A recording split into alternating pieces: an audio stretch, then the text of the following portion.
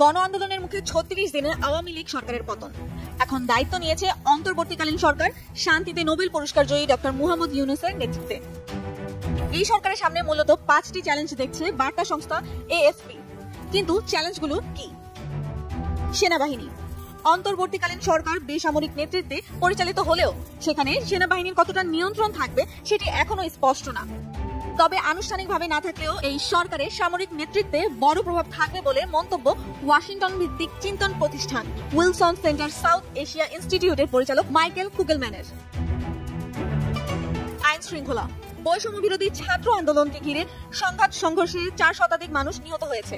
আহত হয়েছে কয়েক হাজার মানুষ। নিহত ও আহতের তালিকায় রয়েছে পুলিশ সদস্য। এমন পরিস্থিতিতে নিরাপত্তার শঙ্কায় থানাগুলোর কাজ অচল, রাস্তায় নেই ট্রাফিক পুলিশের উপস্থিতিও।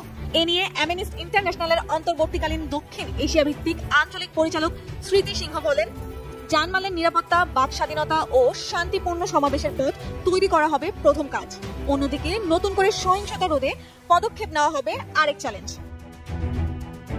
অর্থনীতি। বিশ্বের তৈরি পোশাক রপ্তানিতে বাংলাদেশের অবস্থান 2-এ। দেশটির বার্ষিক $5,500 কোটি রপ্তানির মধ্যে প্রায় 85% আসে পোশাক রপ্তানি থেকে। সাম্প্রতিক অস্থিরতার মধ্যে মার্কিন প্রতিষ্ঠান হুলা গ্লোবাল জানিয়েছে, কিছু ক্রয়াদেশ বাংলাদেশের বদলে অন্য দেশে দিয়েছে তারা। নির্বাচন। ইন্টারন্যাশনাল ক্রাইসিস গ্রুপের বিশ্লেষক টমাস কিনের মতে, শিক্ষার্থীদের বিক্ষোভ ব্যাপক জনসমর্থন পাওয়ার একটি বড় কারণ এবারের জানুয়ারির জাতীয় নির্বাচন।